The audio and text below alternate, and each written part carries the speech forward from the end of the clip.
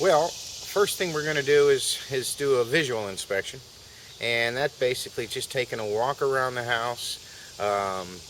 There's certain things that are obvious if you've had some wind damage with missing shingles.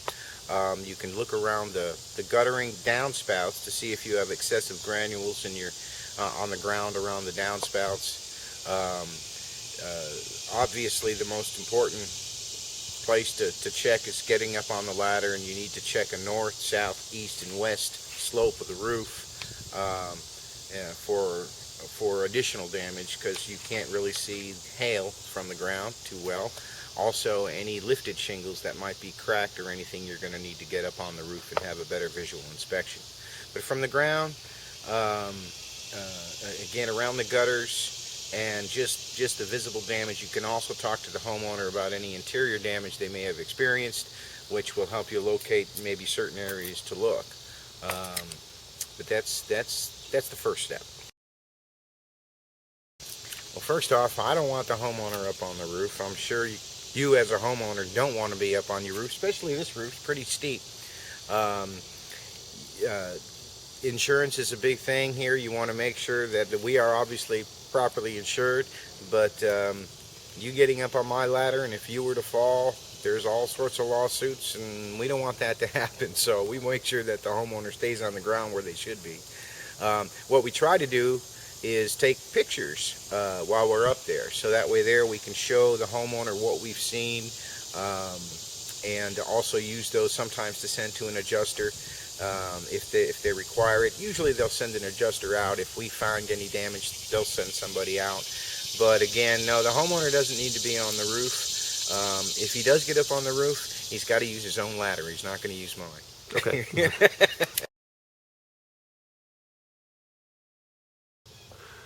So, John, while you're here to do a free roof inspection, taking a look for storm damage or any other damage, you're going to get up on my roof and C&K Roofing. You guys have liability insurance, right? In case you do have an accident while you're on my property. Is that correct? Yes, that is correct. You want to make sure that whoever comes to your house does carry liability insurance, because if someone was to fall off your roof and didn't carry the insurance, you need to keep your fingers crossed that you don't get sued. So we try to make sure that of course we make sure that everybody that's on your property has insurance, and the workman's compensation for the guys that are working on the roof, liability insurance for any damages that could be caused, or but you get a lot of guys that might come by and do an inspection. That might be one of the first questions you ask to see first, to make sure that they're insured before you let somebody up on the roof.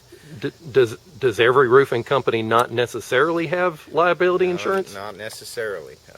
Typically, if you see someone just pull up in a truck and knock on your door, that should throw a red flag. Unless you've researched the company, such as us with the BBB, and you can check online through the Tennessee.gov and check their license and all that. But yes, you do want to make sure that they have insurance, so there's no other future headaches that could happen much worse than what happened to your roof. Well, obviously you already found the right roofing company because you're looking at me right now. But no, really what you need to watch out for is you want to make sure that you get somebody. First of all, you check the BBB. You see that C&K has an A+ rating with the BBB, which is very important. You want to make sure they're at least a member of the BBB anyway. You want to ask for that insurance I talked to you about, liability, workman's compensation for the crews, and then you want somebody that's going to use a quality product. We use the GAF product. If you do a little research on your own, you might see that GAF is one of the higher rated shingles. And it's not just about the shingle, it's about how it's installed. And that's one thing we go over. We talk about the products that we use, from the ridge cap shingles to the starter shingles to the underlayment. There's so many different products, and that a lot of guys maybe do not use. And that's one thing, some of the questions you might want to ask some of the other companies. We try to go right through everything from the tear off right to the finished product, making sure you understand everything that we do and everything you're going to get with C&K.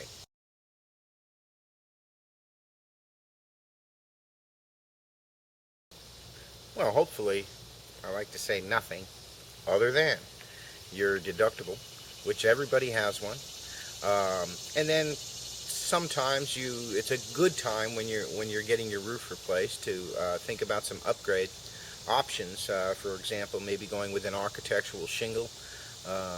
Possibly, we always recommend the proper ventilation for the house. Typically, that could be ridge vents.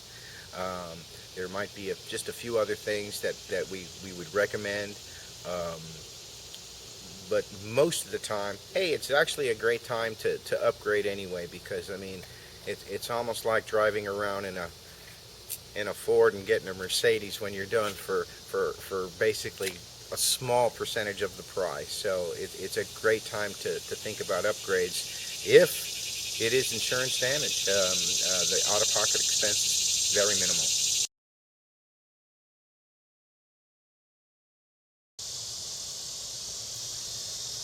Well, one of the things that I do while before I get up on the roof is I just like to do a quick inspection from the ground. I'm going to check around the downspouts here, and I want to make sure that there's looking for excessive granule loss, which could indicate some hail damage. Also, as I walk around the house, I'm making a drawing as I go around, but also I'll do a visual inspection. I'm looking for possibly some curled shingles, missing shingles. Sometimes you can see hail damage right from the ground. So I'll continue to do that. I'll check around all the downspouts, continue with my visual inspection from the ground. It just makes my job a lot easier when I do get up on the roof to see exactly from both perspectives. And be able to talk to the homeowner what we're going to do if we are doing some replacements on the roof.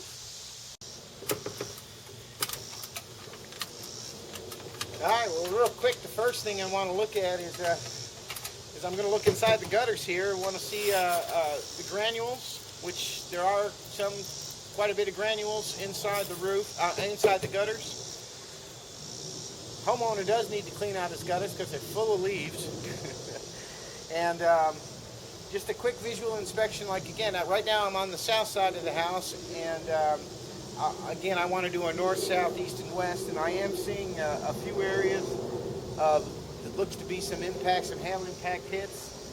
I'm inspecting the shingle a little closer to make sure there's no wind damage. Not really a heck of a lot of wind damage on this side, more hail. There is the curling of some shingles, and that'll have a lot to do with the heat also. So those are some of the things. I also, of course, sometimes I can get the pitch of the roof here. I look underneath the first course of shingles here to make sure that how many layers of shingles there is, whether they have an underlayment on the house, which is felt paper. And those are the things I'll look at basically when I first get up, before I actually physically get on the roof. There's a spot right here that's got a little bit of hail damage that you might be able to see that right there. Oops. And then it's hard to tell, but quite a bit of the corners of these shingles, if you can tell in the very bottom right corner of each shingle, getting an awful lot of curling going on. And again, I pointed out before about keeping the gutters clean. That's going to be a very important thing, so you don't have any rotting around your fascia board or your soffit. But there is a few markings on this roof, and I'm trying to point some of these out to you. A little difficult because we're on pretty sunny right here in the morning, but there is some damage. There's up on the one of the vent, you can see from the ground. Don't know if you can see it there, but there is some dings, some dents going on in the vents. Those are just some of the few things that we're going to look at before we get on the roof.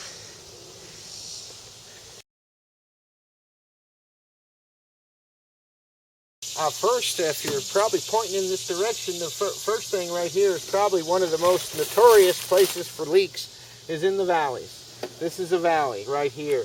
And what we do right here, just so you know, is we put what's called an ice and water shield. It goes, it's a 3-foot roll, and it rolls right down into this, and it adheres right to the decking, about 1.5 feet on either side. But this is a valley, and that's one of the areas you're most likely to have some leaking problem. This going the shingle that you see going all the way up, that's called a hip. Well, the shingle's not called a hip, the actual structure's the hip.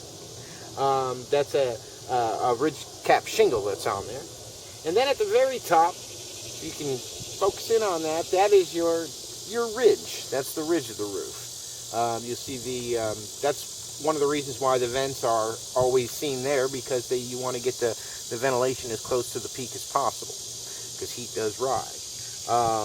Now, down here is the eaves of the roof. It's basically where the shingles come down and meet the gutters. There's rakes. I know that you can't see that right now, but you got your... And what's a rake? A rake basically is your end of a gable. It's where the shingles, basically, you see them overhanging overhanging the gable. Of course, you may not know what a gable is. and a gable is this structure here that's right behind you, where we right come to a little point over a where it window comes to the point. on this Exactly. house. It's just a gable protrusion, and the end of it right here going up and down is your rakes. Great. And now, last thing, what's a soffit? Help me understand. Well, the soffit is basically for your, you're getting to talking about below the gutters. You have your gutters attached to your fascia board, and below the fascia board and the gutters is underneath the house, right there. So this is underneath here. Soffit. Underneath here, that's the soffit.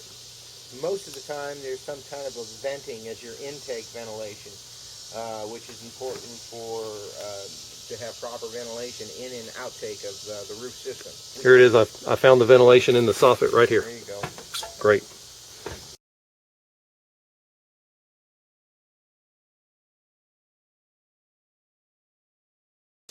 Well, the pitch, basically what that is the actual rise of the roof, how steep the roof is.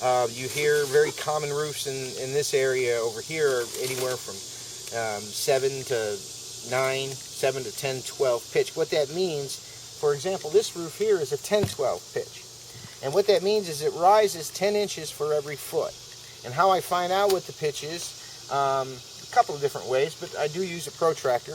And basically, the best place to put it is on the rake, but you can put it right on the roof. And I know you can't see that, but we put it on the roof. It gives me, I read the number, and it tells me the degree and the angle of the roof. That's it right there. Okay. It tells me the degree and angle, and which gives me the pitch of the roof. And of course, the steeper the roof is, the more difficult it is to work on and walk around. But it's important to know the pitch, because if your pitch is too low, then you shouldn't probably be using shingles up on your roof if you're having problems. If it's below a 212 pitch, almost there is an angle, but it's getting towards flat.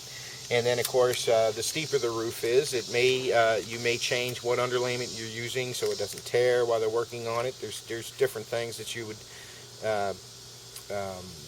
want to watch out for, how you're going to vent it. But that's what the pitch meter's for. It's really just it's really helping in measurement. That's the main thing is in the measurement part.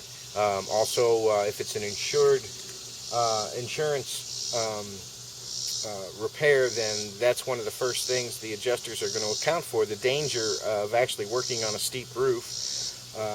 They take that into consideration when they're doing their factoring. But that's your pitch meter right there.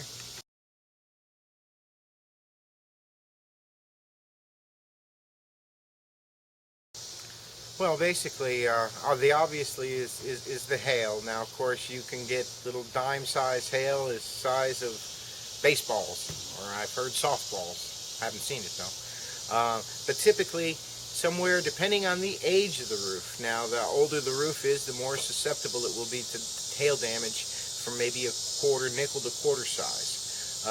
If it's a newer roof, you might be able to go from that quarter to golf ball size hail.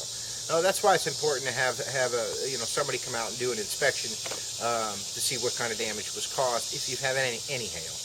Secondly, would be wind damage. If the shingles are lifted, not necessarily gone, if the shingles are lifted, then that could cause some damage because the adhesion on the backside of on the underside of the shingle is no longer there. The shingle will just flap up and down and eventually going to break off. Once that shingle folds up and then comes back down, it's lost 90% of its strength. And that's something visually you can't even see from the ground.